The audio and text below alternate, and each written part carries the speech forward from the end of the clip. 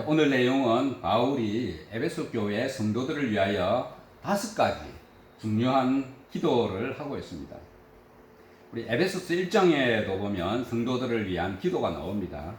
바울은 에베소 교회 성도들을 위해서 1장에서는 지혜와 계시의 영을 그들에게 부어주시고 또 소망이 무엇인지 그들이 알게 해달라고 깨닫게 해달라고 기도하였고, 또한 성도들이 장차 받게 될 그 영광스러운 기업의 풍성함이 무엇인지 알도록 기도하였고, 마지막으로 하나님의 크신 능력을 알게 해달라는 이런 기도를 바울이 하였습니다. 그런데 오늘 3장에서도 보면 다시 한번 에베소 교회 성도들을 위해서 기도하고 있는데 중요한 5가지 내용이 나옵니다. 그 기도의 내용에 대해서 상고해 보고자 합니다. 우리 14절 말씀을 함께 읽어보겠습니다. 시작. 이러므로 내가 하늘과 땅에 있는 각 족속에게 15절도 읽겠습니다. 이름을 주신 아버지 앞에 무릎을 꿇고 비노니.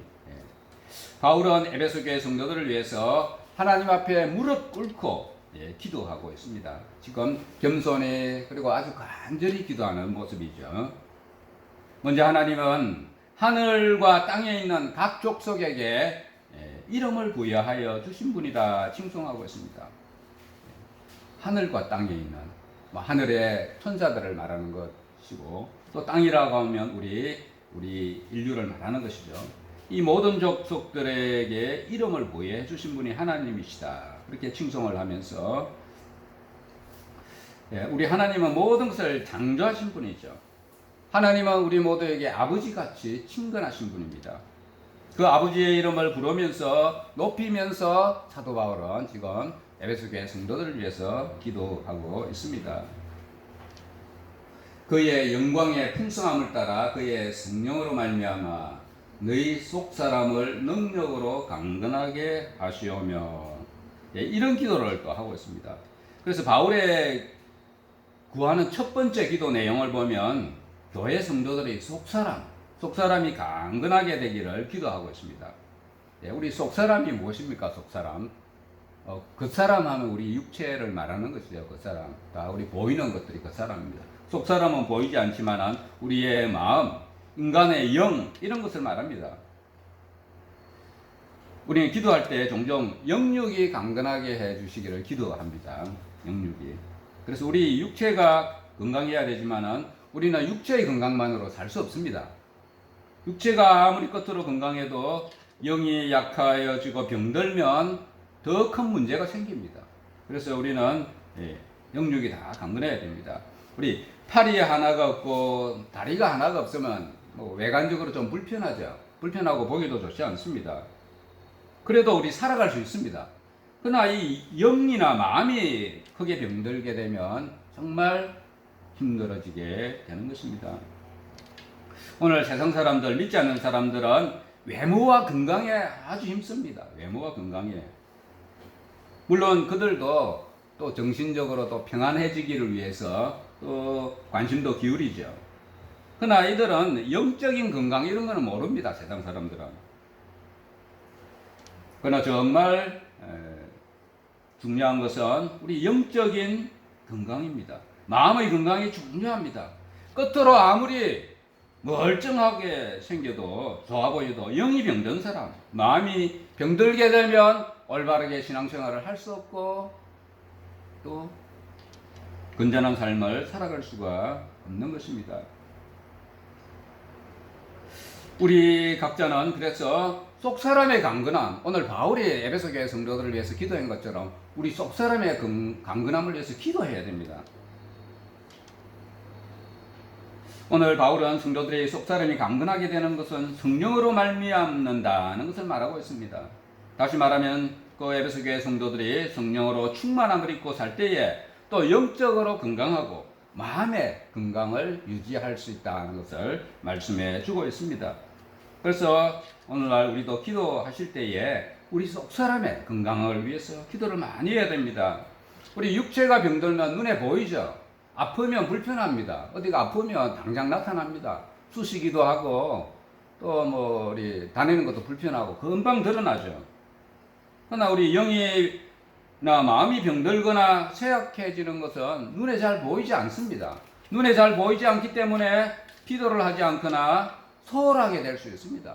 지금 영이 마음이 병들고 좋지 못한데도 기도를 소홀하게 하거나 하지 않을 수 있다는 거죠. 마태복음 18장 8절에 보면 만일 내 손이나 내 발이 너를 범죄하게 하거든 찍어내버리라. 장애인이나 다리 저는 자로 영생에 들어가는 것이 두 손과 두 발을 가지고 영원한 불에 던져지는 것보다 나으리라. 이렇게 말씀하고 있습니다. 맞는 말씀 아닙니까? 우리가 팔 하나 다리 하나 없이 천국에 들어가는 게 낫습니까? 멀쩡한 사지 가지고 지옥의 불에 던져지는 게 낫습니까? 말할 것도 없습니다. 한 팔 없이 한 다리 없이 살다가 천국 가는 것이 훨씬 복된 것입니다. 우리 교회에 나오는 사람들 중에 많은 사람들이 자신은 천국에 가는 것을 아주 당연하다고 생각합니다. 물론 주를 믿는 사람은 당연히 천국에 들어갑니다. 그러나 자신의 영이 병들어 있는데도 깨닫지 못하고 그냥 방치해두고 늘 육적인 것에만 관심을 갖는 사람이 있다면 그 사람은 영적으로 심각한 병든 사람이거나 아니면 정말 그 사람이 주를 믿는 사람인가 의심해 보아야 하는 것입니다. 참된 믿음의 사람은 육신의 건강뿐 아니라 자신의 영적인 건강에도 늘 관심을 기울이게 되어 있습니다. 우리 모두가 영적인 강건함을 위해서 간절히 기도하셔야 됩니다. 자신의 속사람을 위해서 기도하시기를 바랍니다. 모두가 성령의 충만한 가운데 살아가는 성도들 다 되시기를 바랍니다. 믿음으로 말미암아 그리스도께서 너희 마음에 계시게 하시었고 너희가 믿음으로 말미암아 그리스도께서 너희 마음에 계시었고 두 번째 기도는 바울이 성도들을 위해서 에베소 교회 성도들을 위해서 하는 두 번째 기도는 믿음을 위해서 성도들의 믿음을 위해서 기도합니다. 우리가 예수 그리스도를 처음에 믿을 때에 하나님의 영이 그 사람 가운데 거하시게 됩니다. 믿은 사람에게는 누구든지 예수 그리스도께서 그 마음에 계십니다.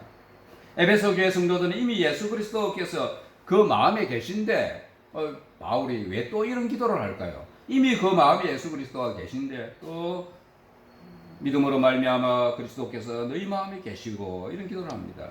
그것은 바울이 여기서 하는 기도는 성도들이 더욱 믿음 위에 굳게 서기를 굳건해야 되기를 기도한 것이다 할 수 있습니다. 오늘 우리 성도들도 마찬가지입니다. 비록 주를 믿고 성령께서 그 사람 가운데 함께 계시지만 우리 각자 자신이 더욱 믿음 가운데 살 수 있도록 믿음을 위해서 기도해야 합니다. 한번 우리가 구원받은 그 믿음에 만족하고 그 다음부터 세상을 살아가는 것이 아니라 날마다 더욱 믿음 가운데 살아가야 합니다. 그래서 히브리서 11장 6절에서는 믿음이 없이는 하나님을 기쁘시게 하지 못하나니 라고 말씀하고 있습니다. 우리는 예수를 믿어 구원받은 성도지만 믿음으로 살지 못하면 하나님을 기쁘시게 할 수 없습니다. 하루하루 자신의 안위나 자신의 건강이나 또 자신의 기쁨만을 위해서 살아가는 사람이 있다면 그 사람은 주를 믿는다고 하면서도 죽은 믿음과 다를 바가 없습니다. 그래서 우리는 비록 구원받은 사람들이지만 각자의 믿음을 위해서 더 기도하셔야 됩니다. 히브리서 11장 6절에 이어지는 말씀에는 하나님께 나아가는 자는 반드시 그가 계신 것과 또한 그가 자기를 찾는 자들에게 상 주시는 이심을 믿어야 할지니라 이렇게 말씀하고 있습니다. 기록하고 있습니다.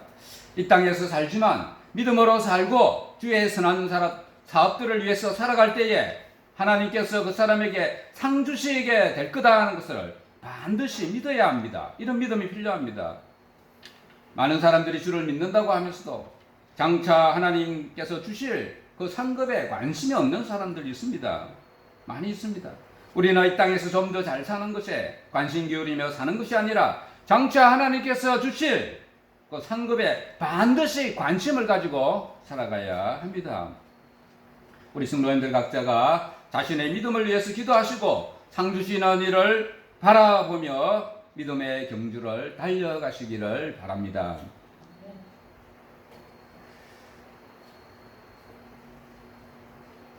너희가 우리 17절 우리 하반절에 보면 너희가 사랑 가운데서 뿌리가 박히고 터가 굳어져서 이런 기도를 또 하고 있습니다.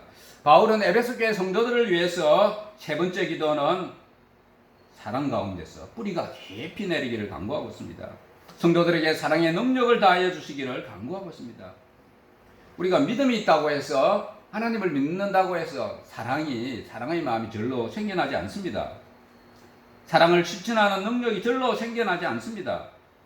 우리 사람들마다 차이가 좀 있습니다. 애초부터 사랑의 능력이 좀 있는 사람들도 있습니다. 그것은 하나님께서 그 사람에게 주신 은혜다 할 수 있습니다. 그러나 주를 믿는다고 하면서 또 사랑이 많이 부족한 사람들도 있는 것입니다. 그래서 우리는 사랑을 그 능력을 위해서 실천 능력을 위해서 또 기도해야 하는 것입니다. 고린도전서 13장 13절에 보면 믿음, 소망, 사랑이 세 가지는 항상 있을 것인데 그 중에 제일은 사랑이라 이렇게 말씀하고 있습니다. 예수 그리스도를 믿는 자들에게는 믿음과 소망과 사랑 이 세 가지가 당연히 있습니다. 있어야 됩니다. 성도는 작든지 크든지 믿음을 가지고 있고 또 부활의 소망, 천국에 대한 소망을 가지고 사는 사람입니다. 그리고 예수 그리스도의 사랑을 힘입어 사랑의 마음, 능력도 있습니다. 그것이 크든지 작든지 있습니다. 그러나 그 사랑의 능력에 차이가 있습니다. 주를 믿는다고 하면서도 자기애라는 것은 자기를 자랑하는 것이죠. 자신을 자랑하는 마음이 가득한 사람이 있는 반면에 또 다른 사람을 향한 사랑, 또 구제하고 베풀고 사람들을 사랑하며 사는 그런 사랑이 풍성한 사람도 있습니다. 예수님께서 죄인된 우리를 사랑하여 주신 것처럼 우리도 다른 사람들을 사랑하는 것이 필요합니다. 오늘 말씀처럼 사랑 가운데 뿌리가 박히고 터가 굳어져서 살아가야 하는 것입니다. 바울은 에베소 교회 성도들의 이 사랑의 마음을 위해서 기도하였는데 오늘 우리도 이를 위해서 기도해야 됩니다. 우리의 사랑이 넓어지고 깊어지도록 기도해야 됩니다.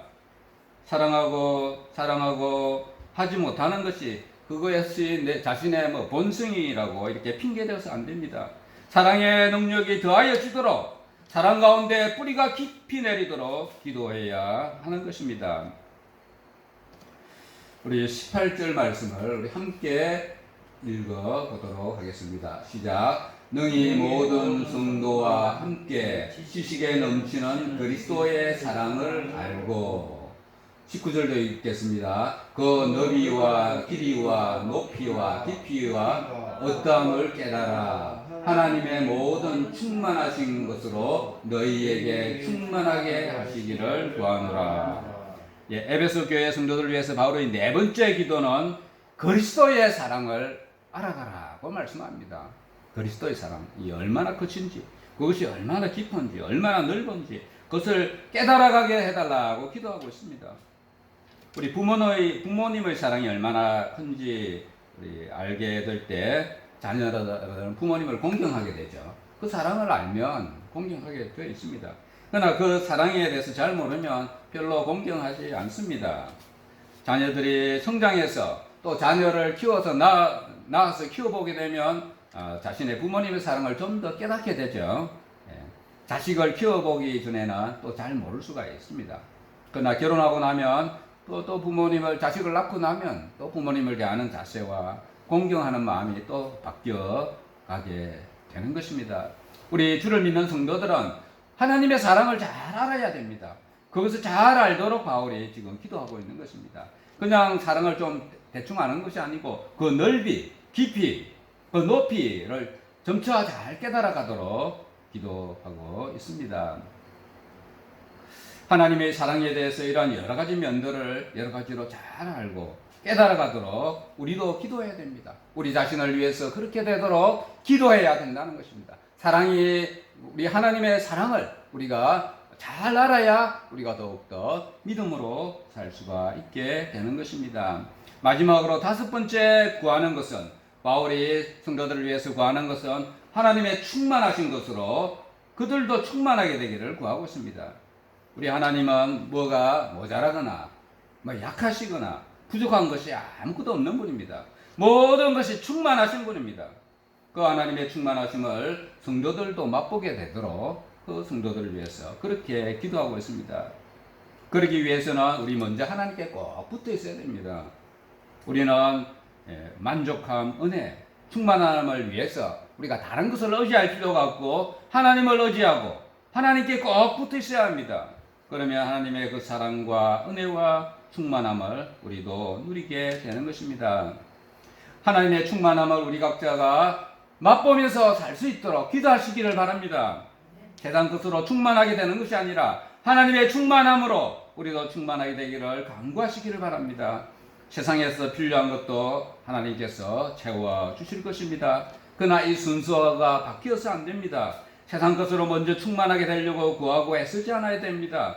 하나님의 충만함을 먼저 구하는 저와 여러분들 다 되시기를 바랍니다. 말씀을 맺도록 하겠습니다. 바울은 하늘과 땅에 있는 각 족속에게 이름을 주신 아버지 앞에 무릎을 꿇고 기도했습니다.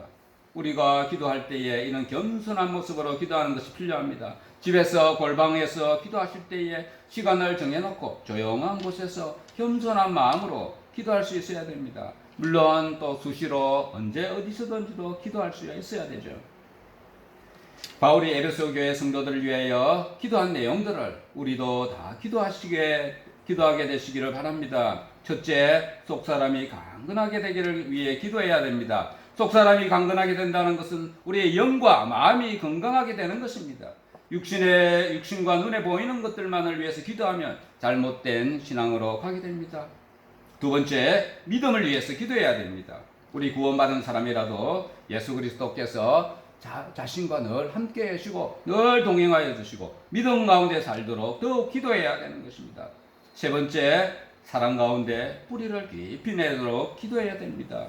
그리고 네 번째, 하나님의 사랑, 예수 그리스도의 사랑에 대해서 더 깊이 넓게 알아갈 수 있도록 기도해야 됩니다. 마지막으로 하나님의 그 충만함을 입도록 기도해야 됩니다. 세상 것으로 충만하게 되기를 기도하는 것이 아니라 하나님의 충만함을 날마다 경험하면서 살아가도록 기도해야 합니다. 우리 각자가 자신을 위해서 이런 기도를 하시고 또한 교회 성도님들이 모두 이렇게 되도록 기도하시기를 바랍니다. 이렇게 기도하는 성도들을 위해서 하나님께서 그 기도에 응답하여 주시고 풍성하게 채워 주시기를 축원합니다.